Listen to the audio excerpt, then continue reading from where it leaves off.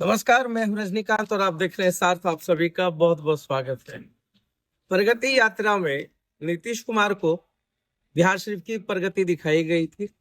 शहरें चकाचक हो गई, अस्पताल चौराहा से लेकर तमाम जगहों को चौड़ा कर दिया गया, बता दिया गया कि शहर कितना बदल रहा है।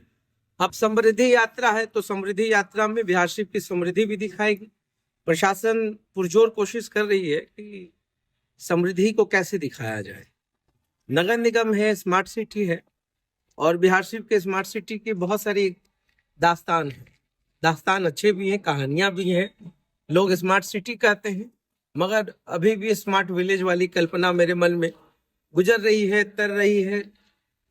चिलचिलाहट है, लोगों के अंदर खींच है। लोग चिढ़ से गए, समझ में नहीं आता है कि क्या करें। नए नगर आयुक्त आए हैं, उन्हें काफी सीरियस जोन में रहते हैं, काफी कम बोलते हैं मगर टू द पॉइंट बात करते हैं। इंटरटेनमेंट का समय नहीं है, आप आइए अपनी बात को रखिए और चले जाइए। इंस्पेक्शन भी खूब कर रहे हैं, गंदगी को लेकर के फरमान भी जारी हो रहे हैं कि मेडिकल वेस्ट और तमाम चीजों को इधर उधर ना फेंका जाए। शहर की समृद्धि है, समृद्धि यात्रा है, नीतीश कुमार आ रहे हैं। सड़कों की जो प्लानिंग हुई थी, अगर पीछे का बैकग्राउंड देखिए तो ये बिहार शरीफ का डॉक्टर्स कॉलोनी है और ये वही डॉक्टर्स कॉलोनी है जहां पर हर दिन हजारों की संख्या में मरीज आते हैं।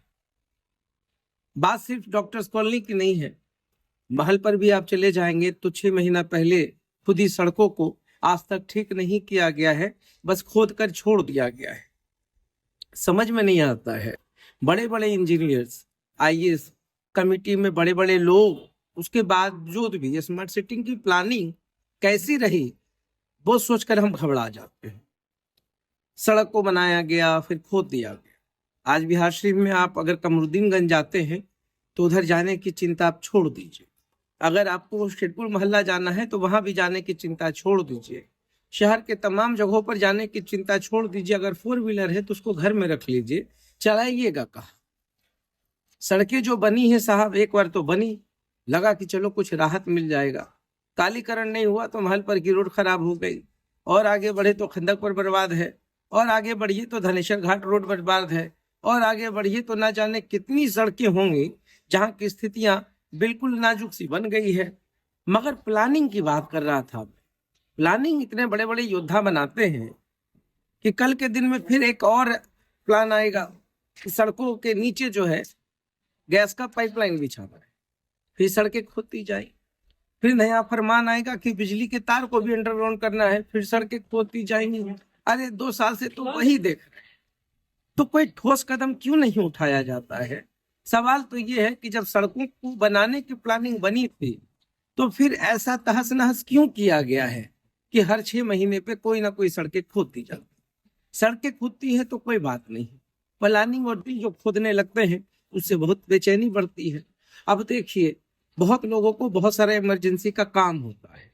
अब साहब लोग तो उधर से उधर ही चले जाते हैं ना, बगल में ऑफिस है। मगर जो सड़कों पर बेचैनी है लोगों के अंदर, जो कुलबुलाहट है, जो अकबकाहट है, जो बेचैनी है, उसको कौन देखेगा?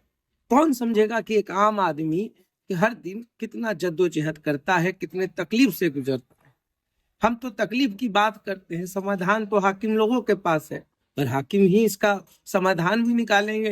हम ये नहीं कहते हैं कि प्लानिंग खराब होती है, और हम ये भी नहीं कहेंगे कि हाकिम लोग ध्यान नहीं देते हैं, पूरा ध्यान देते हैं।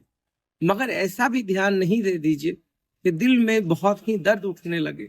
स्मार्ट सिटी है, स्मार्ट सिटी को स्मार्ट रहने दीजिए, सड़कें बनाइए, मगर इतना भी ना खोद दीजिए कि पूरे सड़क के साथ साथ लोगों का जीवन ही खुद जाए।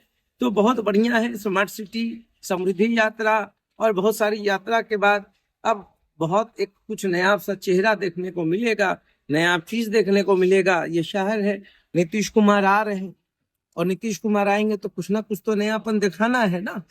तो यही स्मार्ट सिटी की दास्तान है, कहानी है, प्लानिंग है।